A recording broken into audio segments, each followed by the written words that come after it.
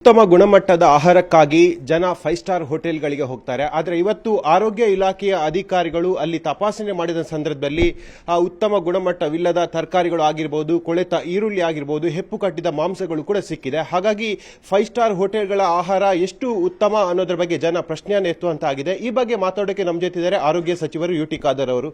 Sir, ನೀವು ಹೇಳ್ತಾ ಇರುವಂಥ ಮಾತು ಬಹಳಷ್ಟು ಗಾಬರಿಯನ್ನು ಹುಟ್ಟಿಸ್ತಾ ಇದೆ. ಯಾಕೆಂದ್ರೆ ಜನ ಒಳ್ಳೆಯ ಆಹಾರ ಬೇಕಂತ ಹೇಳಿ ಪಂಚತಾರ ಹೋಟೆಲ್ಗಳಿಗೆ ಹೋಗ್ತಾರೆ. ತಮ್ಮ ಇಲಾಖೆಯ ಅಧಿಕಾರಿಗಳು ಇವತ್ತಲ್ಲಿ ತಪಾಸಣೆ ಮಾಡಿದಾಗ ಯಾವೆಲ್ಲ ವಸ್ತುಗಳು ಸಿಕ್ಕಿದೆ? ಇವತ್ತು ಸಂಪೂರ್ಣ ವರದಿಯನ್ನು ಬಹುಶಃ ಅವರು ಕೊಡಲಿಕ್ಕೆ ಇವತ್ತಿದ್ದಾರೆ. ಅದು ಅವರು ವಸ್ತುವನ್ನು ತಗೊಂಡು ಹೋಗಿ ಟೆಸ್ಟ್ ಮಾಡಿದ ರಿಪೋರ್ಟ್ ಇವತ್ತು ಬರ್ತದೆ ಉತ್ತಮವಾದ ಲ್ಯಾಬಿಂದ. ಆದರೆ ಕೆಲವೊಂದು ನನಗೆ ಮಾಹಿತಿ ಮತ್ತು ನನಗೆ ಕೆಲವೊಂದು ನಿಮ್ಮ ಮಾಧ್ಯಮ ಮುಖಾಂತರ ತಿಳಿದ ವಿಚಾರ ಅಂತ ಹೇಳಿದರೆ, ಕೆಲವೊಂದು ನಮ್ಮ ಗುಣಮಟ್ಟ ಇಲ್ಲಂಥ ಈರುಳ್ಳಿಗಳು, ವೆಜಿಟೇಬಲ್ಗಳು, ಅದೇ ರೀತಿ ಎಕ್ಸ್ಪೈರ್ ಆದ ಹಾಲು, ಡೆನ್ಮಾರ್ಕಿಂದ ಬರುವಂಥ ಮಾಂಸಗಳು ಇಲ್ಲ, ಇದರಲ್ಲಿ ಯಾಕೆ ಏನಂತೆಲ್ಲ ಮುಂದೆ ನಾವು ನೋಡ್ತೇವೆ. ಸರ್, ಇಂಥ ದಿಢೀರ್ ತಪಾಸಣೆ ಯಾಕಾಗಿ ಮಾಡಿದ್ದೆ? ಇಲ್ಲ, ನಾನು ಆಲೋಚನೆ ಮಾಡ್ತಾ ಇದ್ದೆ, ಆರೋಗ್ಯವಂತ ಸಮಾಜ ನಿರ್ಮಾಣ ಮಾಡಬೇಕಾದ್ರೆ ಸರ್ಕಾರದ ನಮ್ಮ ಆರೋಗ್ಯ ಇಲಾಖೆ ಜವಾಬ್ದಾರಿ. ಇದರಲ್ಲಿ 2 ಅಂಶ ಇದೆ. ಒಂದು, ಅವರವರ ಆರೋಗ್ಯ ಅವರ ಕೈಯಲ್ಲಿದೆ. ಆರೋಗ್ಯ ಬಂದ ನಂತರ ಅದಕ್ಕೆ ಗುಣಪಡಿಸುವಂಥ ಔಷಧ ಕೊಡೋದು ನನ್ನ ಜವಾಬ್ದಾರಿ. ಅದರ ಜೊತೆ ಅದಕ್ಕಿಂತ ನಾವು ಎಷ್ಟು ಈ ರೀತಿ ಮದ್ದು ಕೊಡ್ತಾ ಹೋಗ್ಬೋದು. ರೋಗಗಳು ಇವತ್ತು ಜಾಸ್ತಿ ಆಗ್ತಾ ಇವತ್ತು ಬಂದಿದೆ. ಇವತ್ತು ನಮ್ಮ ಕ್ಯಾನ್ಸರ್ ಇರಲಿ, ಹಾರ್ಟ್ ಇರಲಿ, ಕಿಡ್ನಿ, ಇದೆಲ್ಲ ಕೂಡ ಸಾಂಕ್ರಾಮಿಕ ರೋಗ ಥರ ಪ್ರತಿಯೊಂದು ಮನೆಯಲ್ಲಿ ಪ್ರತಿಯೊಂದು ಊರಲ್ಲಿದೆ. ಕ್ಯಾನ್ಸರ್ ಎಷ್ಟಿದೆ ಅಂತೇಳಿ ಮುಂದೆ ಅದು ಕೋವಿಡ್ ಥರ ಇವತ್ತು ಆಡುವಂಥ ಪರಿಸ್ಥಿತಿ ಕುರಿತು ಇರುವಂಥದ್ದು. ಅದು ಯಾಕಾಗಿ ಆಗ್ತಿದ್ದು? ದೇವರು ಕಲಿಸ್ತಾರಾ?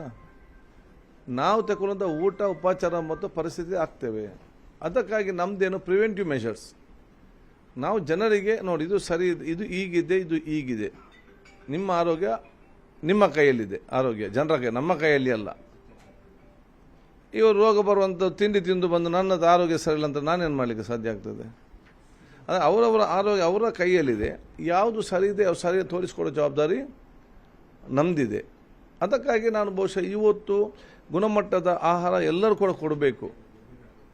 ಅದು ನಾವು ಸಣ್ಣ ಈ ಹೋಟೆಲ್ ಮಾಲೀಕರನ್ನು, ಸಣ್ಣ ಇವರನ್ನು ನಾವು ಹೋಗಿ ಆಗಿಂದಾಗೆ ತಪಾಸಣೆ ಮಾಡೋದು ಬದಲು ನಾವು ಮೇಲ್ಮಟ್ಟದಿಂದಲೇ ಸ್ಟಾರ್ಟ್ ಮಾಡಿದರೆ ಎಲ್ಲ ಕೂಡ ಕರೆಕ್ಟ್ ಬರ್ತದೆ. ಇವರು ಮೇಲಿನವರೇನೇ ಬಿಡಲಿಲ್ಲ 5 ಸ್ಟಾರನ್ನು, ನಮ್ಮನ್ನು ಬಿಡ್ತಾರೆ, ಭಾವನೆಗೆ ಬಂದು ಎಲ್ಲ ಕೂಡ ಟ್ರ್ಯಾಕಲ್ಲಿ ಬಂದು ನಿಲ್ತಾರೆ. ಅದಕ್ಕಾಗಿ ಒಂದು, ಇದು ಯಾರು ಇವತ್ತು ಈ ರೀತಿ ಮಾಡ್ತಾ ಇದ್ದಾರೆ, ನೀವು ಮಾಡೋದು ಸರಿಯಲ್ಲ, ಇನ್ನಾದ ಮುಂದೆ ನೀವು ಸುಧಾರಿಸಿಕೊಂಡು ಹೋಗಿ ಅಂತೇಳಿ ಅವರನ್ನು ನಾವು ಸರಿಪಡಿಸುವಂಥ ಕೆಲಸ.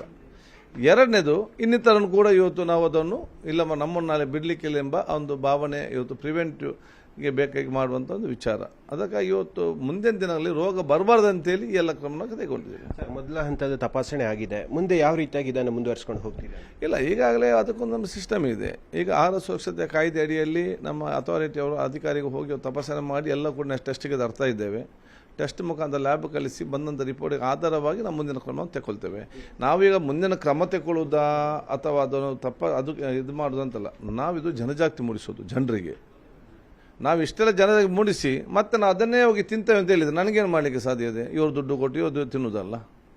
ಅದು ನನ್ನ ಜವಾಬ್ದಾರಿ ಏನು? ಈ ರೀತಿ ಪರಿಸ್ಥಿತಿ ಎಲ್ಲವೂ ಸರಿ ಅಂತಲ್ಲ. ನೀವು ಊಟ ಮಾಡೋ ಮುಂಚೆ, ತಿನ್ನುವ ಮುಂಚೆ ಪ್ರತಿಯೊಂದು ವಿಚಾರ ನೋಡಿ ಮತ್ತು ನೀವು ತಿನ್ನಿ ಅಂತೇಳಿ ನನ್ನ ಒಂದು ರಿಕ್ವೆಸ್ಟ್. ಈಗ ಇಂತಹ ತಪಾಸಣೆಗಳು ಸಣ್ಣ ಹೋಟೆಲ್ಗಳಿಗೆ ಅಥವಾ ಗೂಡಂಗಡಿಗಳಿಗೆ ಮಾತ್ರ ಸೀಮಿತ ಆಗಿತ್ತು. ಈಗ ಪಂಚತಾರ ಹೋಟೆಲ್ಗಳಿಗೂ ಕೂಡ ನಿಮ್ಮ ಅಧಿಕಾರಿಗಳು ಹೋಗಿ ಅಲ್ಲಿ ತಪಾಸಣೆ ಮಾಡಿದ್ದಾರೆ. ಪಂಚತಾರ ಹೋಟೆಲ್ಗಳಿಗೆ, ಅವರ ಮಾಲಕರಿಗೆ ಏನು ಈ ಬಗ್ಗೆ ಸೂಚನೆ ಕೊಡ್ತೀವಿ?